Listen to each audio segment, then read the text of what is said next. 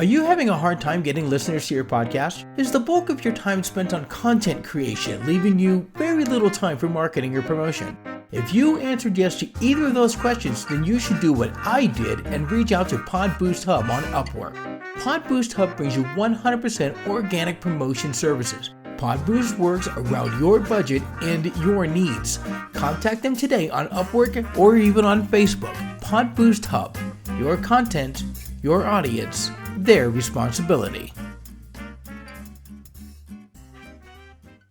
Hey there, listeners. Are you ready to elevate your energy game? Let me introduce you to Dubby, the energy drink brand on a mission to help you be better. Dubby is designed to give you the boost you need without the jitters or crashes that accompany many of the drinks supplied by Big Energy. Their drinks are sugar-free, calorie-free, and free from artificial colors or dyes. They launched with just one flavor, but thanks to the support of their loyal customers, they've grown to offer over 15 unique custom-made flavors. So if you're looking for a clean, delicious energy boost that helps you power through your day, look no further than Dubby. Join the movement and experience the difference for yourself. Visit WGG and use the code WW1POD for a 10% discount on your order. Remember, with Dubby, it's all about being better, one sip at a time. Alright, bills are paid. Let's get on with the show.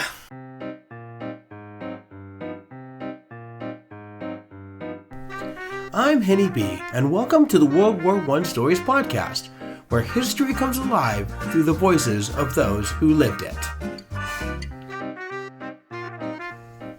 Some scenes in these stories may be too graphic for sensitive listeners, so listener discretion is advised.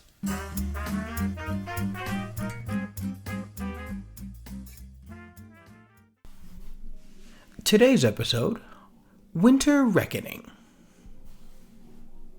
Each step he took sounded like he was walking over broken glass. It had been a long time since he had been this cold and that the snow he traversed through had been this hard and frozen. The difficult walking conditions, combined with the bitter cold wind whipping at his face, made him miserable. Why did this have to happen this way? That thought weighed heavily on his mind. Since the war began, he had made a living as a bounty hunter of sorts. He, and many others like him, conscripted from their former lives as police officers, had been tasked with bringing in deserters and those who defied conscription orders. Often he relished his tasks. These cowards deserved to be brought to justice and face their fate. He was doing his duty. Why couldn't they? This one was painful for him. Ahead, a small cabin emerged from the snow, its roof blanketed in white. The drifts reached the lower lip of the windows, and a wisp of smoke curled lazily from the iron pipe that jutted through the roof. At least someone was there, and this was most likely not a wasted trip into the Siberian wasteland, he thought to himself. He had to clear the snowdrift away from the door. There was no way that he was not heard. What awaited him on the other side? Would there be a barrel of a gun in his face? A knife? Another blunt instrument? This was always the most dangerous and uncertain part of his missions. He turned the knob after the drift was cleared and pulled the door open. And there he was, sitting in a chair by the fire, as calm as can be. The man, his target, turned towards him. Sergei. To be honest, I expected you much sooner than this. Sergei stepped inside the dark cabin and pulled the door closed behind him. You did not make it easy for me, Ivan. Ivan rose and stepped towards him.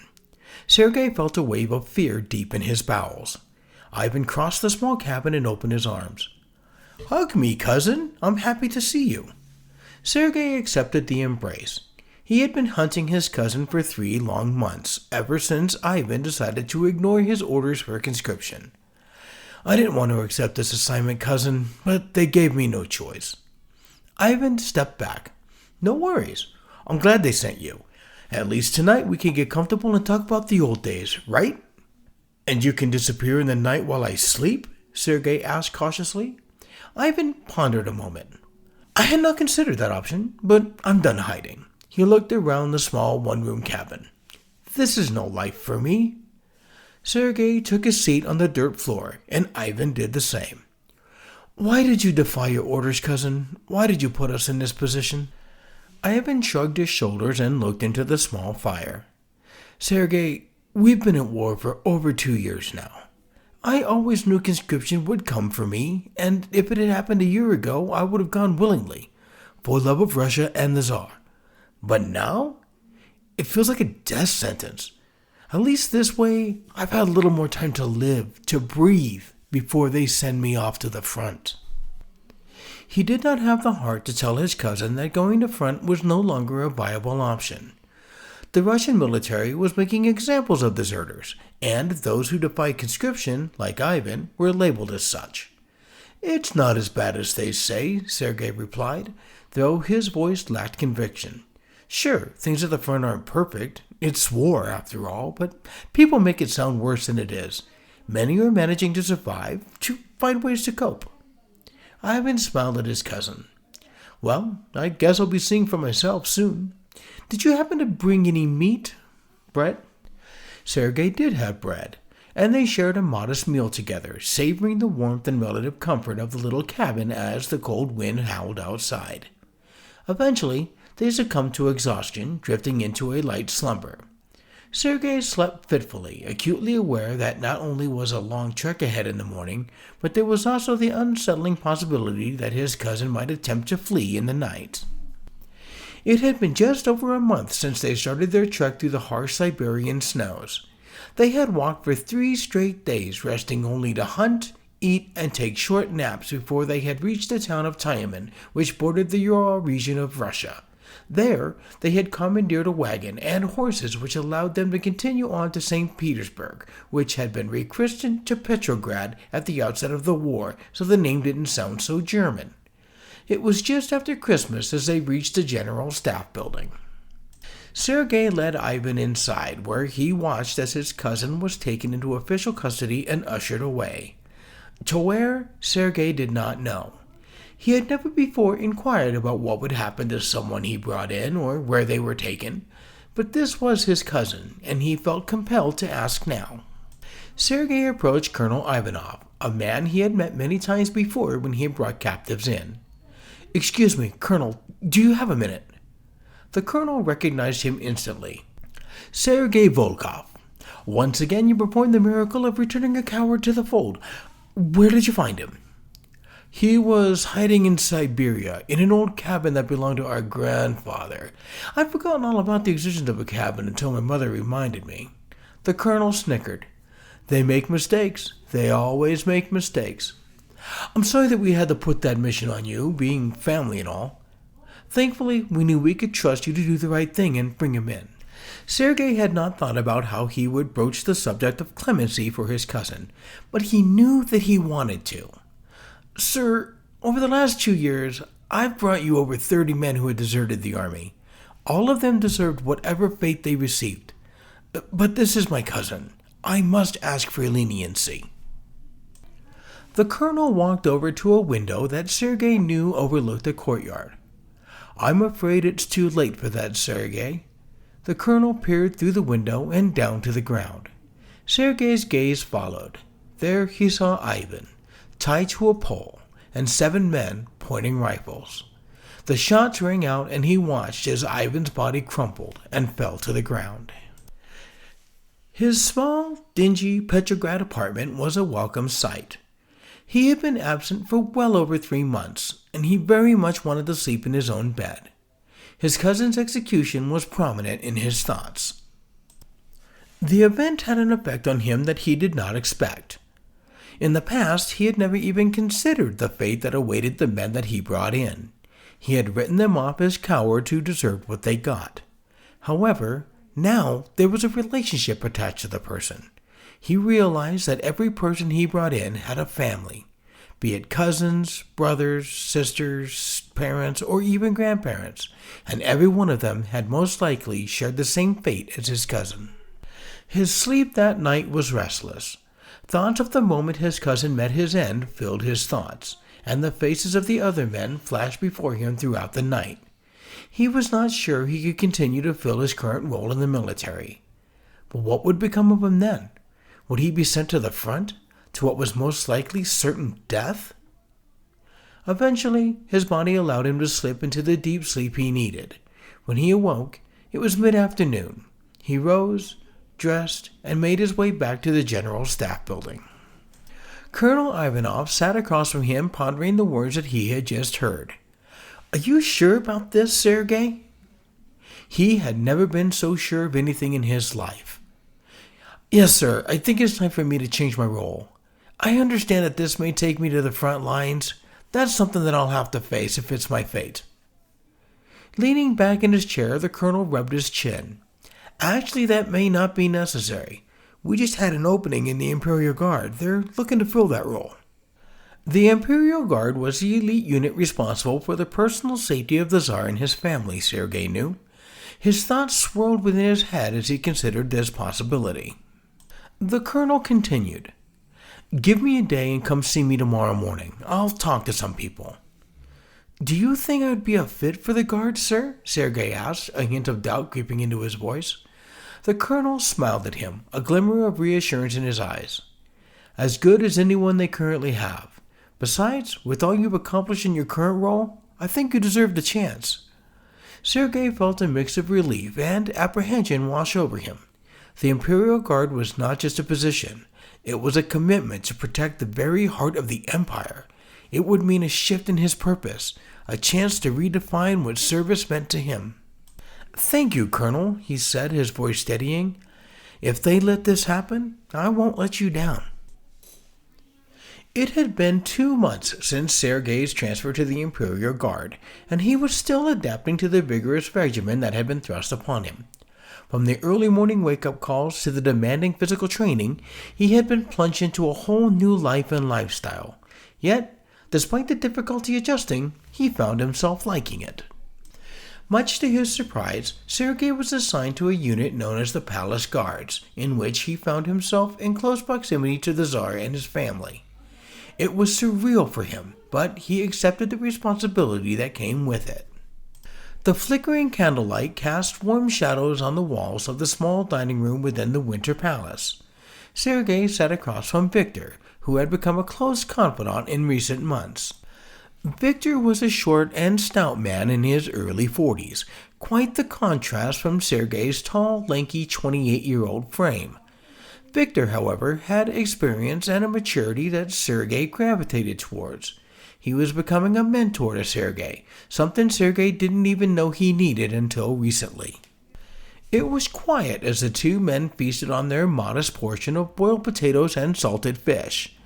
They had spent the day on duty outside of the palace and during the cold, overcast afternoon.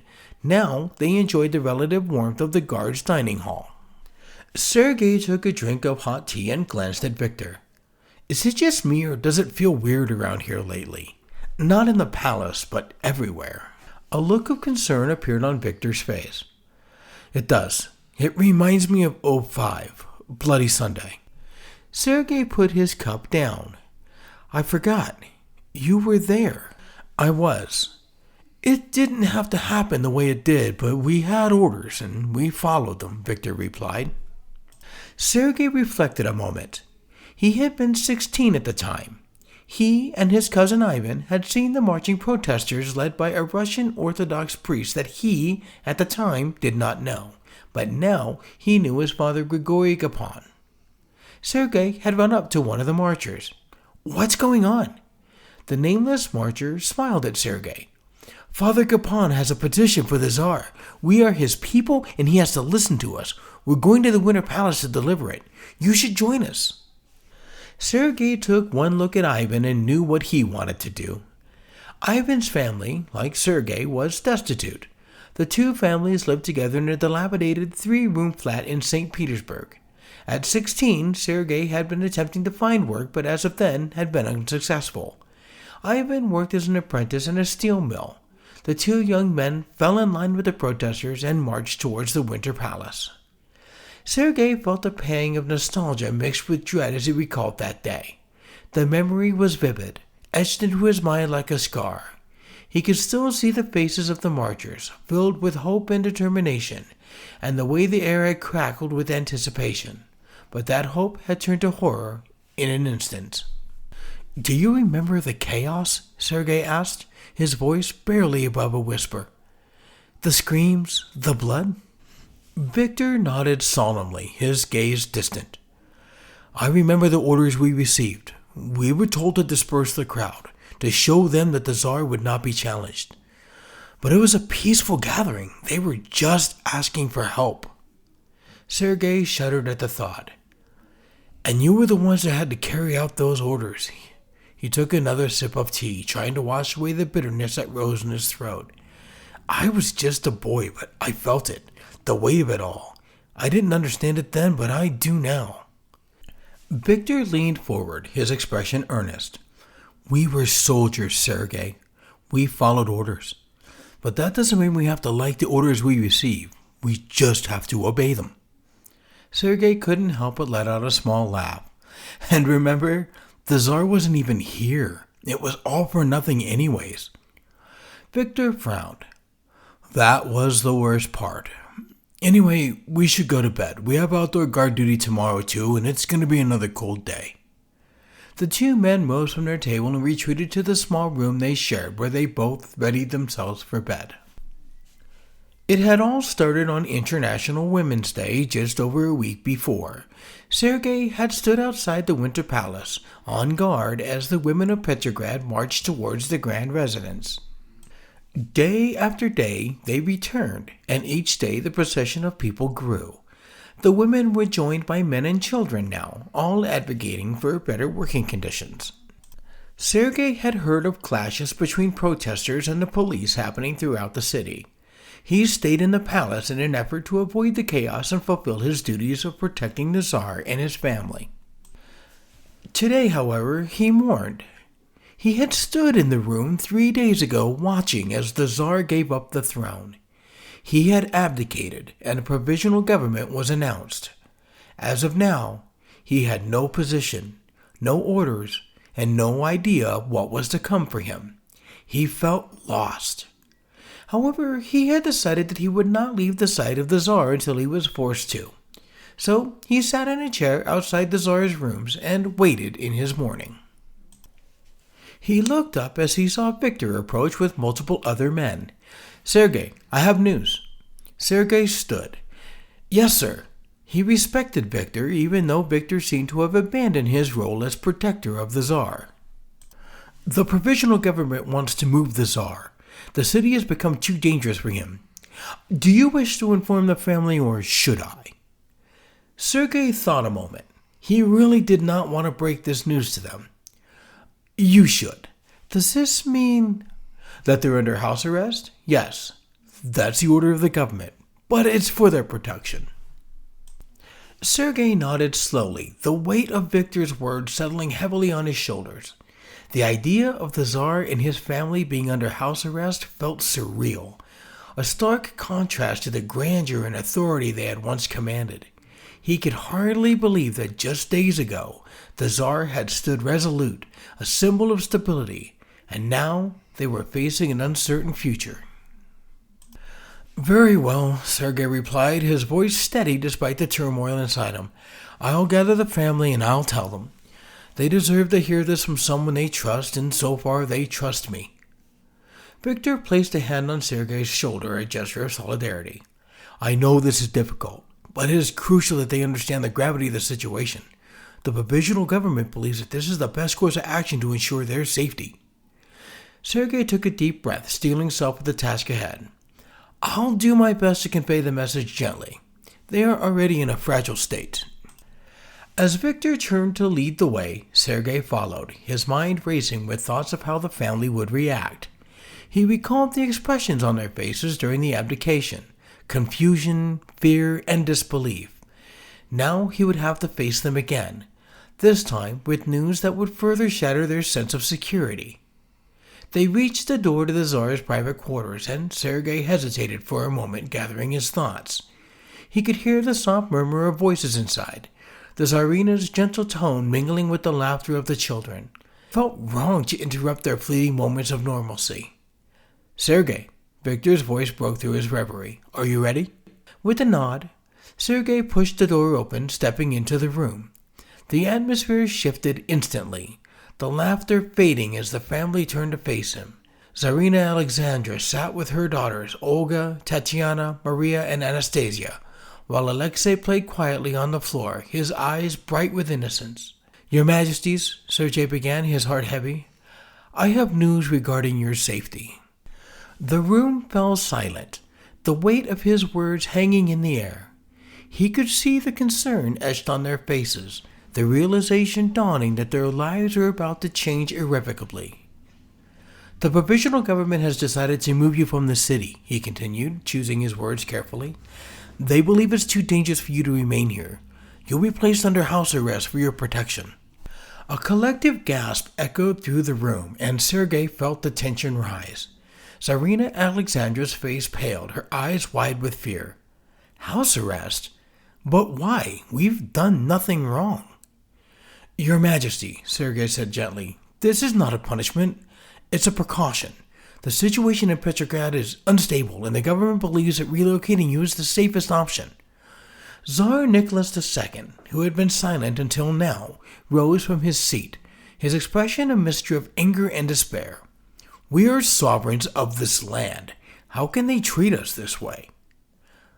"Please, Papa," Olga interjected, her voice trembling. "We must listen to Sergei. He's only trying to help us."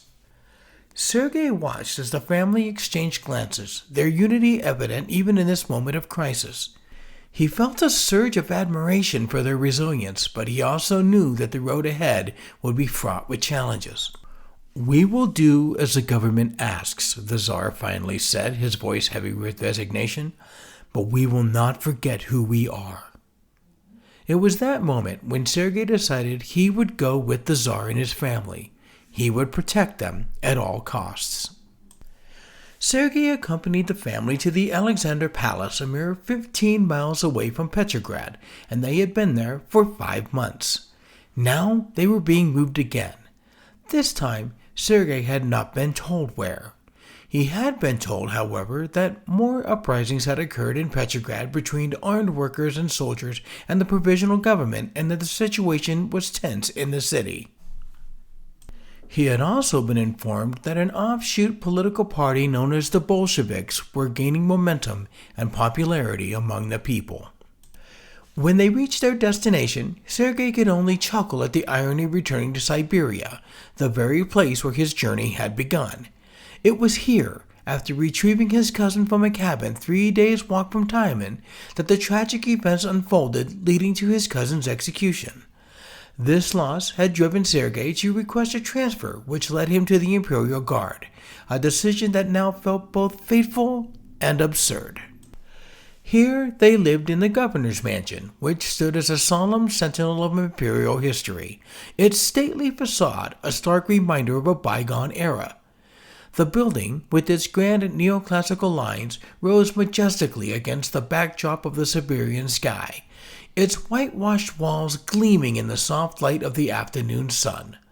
Tall, arched windows, framed by delicate blue shutters, gazed out over the sprawling landscape, where the Tobol and Irtysh rivers wound their way through the verdant expanse like silver ribbons. Over the subsequent months, Sergei got used to the mansion. He now knew every nook and cranny of the place. To his surprise, the provisional government had also sent Victor with he and the family, and the two men continued their cordial mentor-mentee relationship. Victor and Sergei found themselves again conversing over a modest meal. "It's been interesting, eh, Sergei?" Victor asked him. "To say the least," replied Sergei. "First, the Bolsheviks take control of the Duma, then a month later they flat-out overthrow the provisional government. Last month they remove us from the war and concede land to Germany? What is next?" Victor pondered out loud. Sergei put his fork down. "They're moving the family again. I'll be going with them. I'm not sure where. This time, though, I think the Bolsheviks are behind the move, but I cannot be sure." "I know," Victor responded. "I've been contacted by the man Trotsky. He wishes for me to join them. I said yes." This was a surprise to Sergei. "You have joined the Bolsheviks? Why?" "They're for the working man. They wish to set up Soviets where the people are in control, not some men that gather in a room and decide our fates." They made a convincing argument. I think you should join us too." Another shock. "You want me to join the Bolsheviks? What of the Tsar and his family? I vowed to protect them. Am I just to abandon that vow and let whatever happen happen?" he asked. Victor shrugged his shoulders. "That's probably for the best. Anyway, we move the family in the morning. Be ready. Have them ready."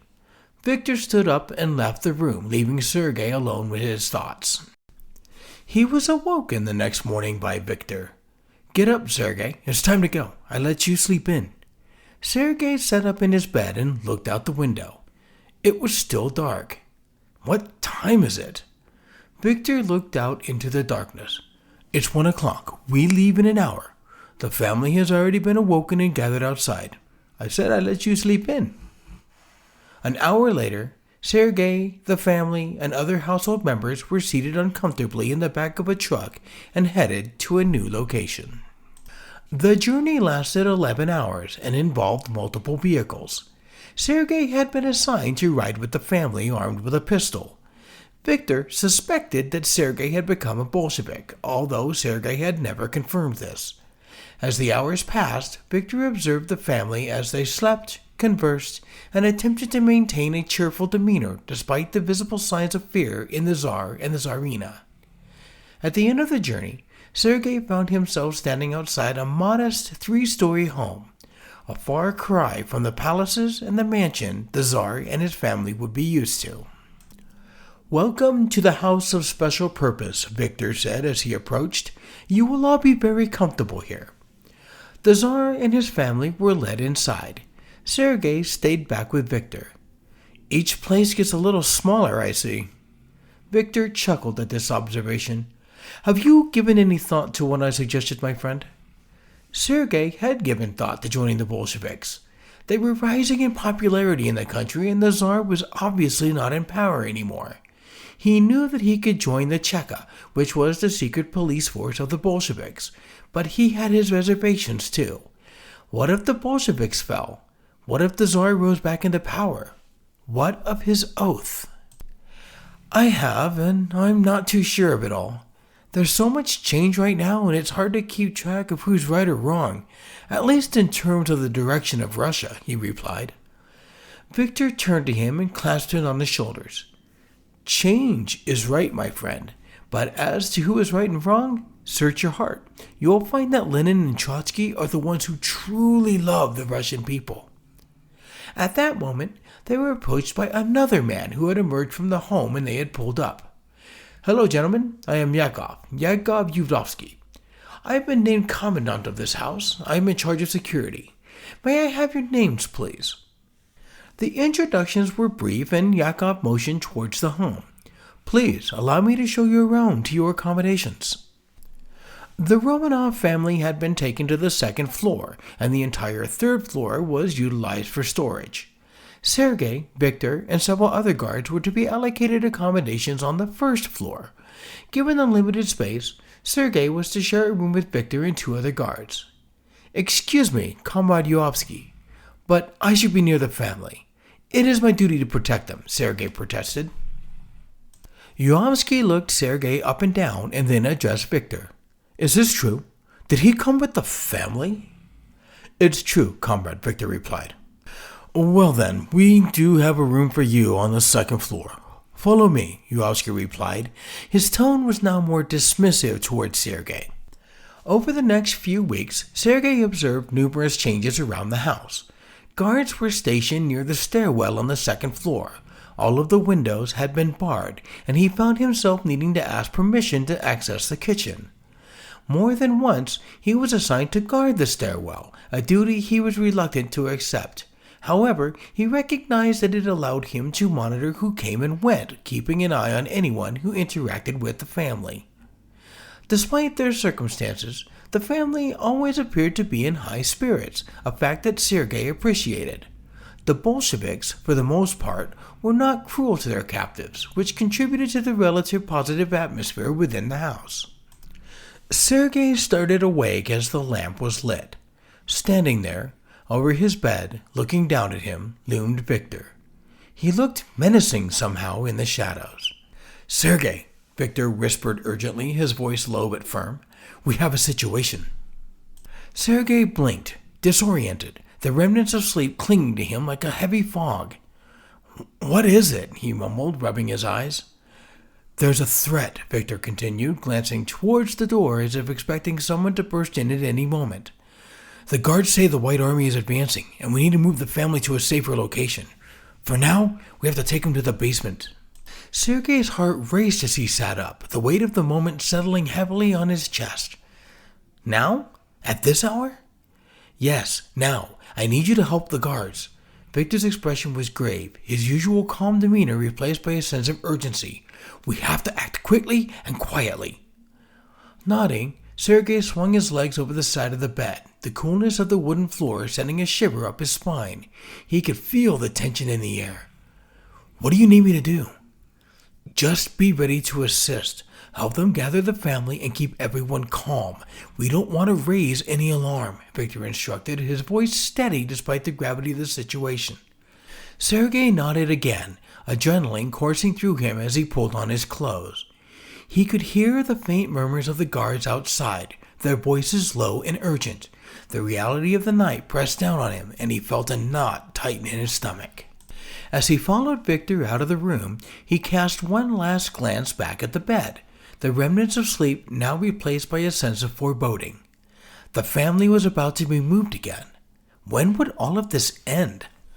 With the Tsar and his family, his wife, 4 daughters, and young son all gathered near the top of the stairwell, Sergei could only attempt to keep them calm, telling them that there was no immediate danger and that this was just a precaution. It seemed to work, especially for the Tsarina. As they descended the stairs to the first floor, they were met by other guards as well as Yuovsky, who ushered them all to another stairwell that led to the basement of the house. Sergei was stopped by Victor as he attempted to head down the stairs. Yuovsky would like to talk to you, my friend. Sergei stopped and turned towards Yuovsky. Yes, sir. Yuovsky's face was a mask of determination. You have a choice to make tonight. And what's that? Sergei asked. Yuovsky held out a pistol. I'm going to make this simple for you because Victor likes you and thinks you'd be an asset to the Cheka. From day one, the Tsar's fate was inevitable. You either participate or you join them in their fate. Sergei reached for the pistol. This has been World War I Stories, Tales Beyond the Trenches. If you haven't already, please subscribe to the show wherever you find this podcast, and don't forget to throw us a comment and a rating. We are on Facebook. Just search and like the official World War I Stories page. You can also join me on Blue Sky, where I go by the handle WW1Stories_HannyB. World War I Stories is now featured on Rabbit in Red Radio, with new episodes streaming Monday nights at 8 p.m. Eastern, 5 p.m. Pacific. They also have all episodes available on demand. Visit Rabbit in Red Radio for this and many other independent podcasts. And last but not least, would you like your name read on the show? Become a producer by contributing to our Patreon at patreon.com/World War I Stories. I'm very grateful to everyone who downloads and listens to this show. I'm Henny B, and see you next time on World War I Stories.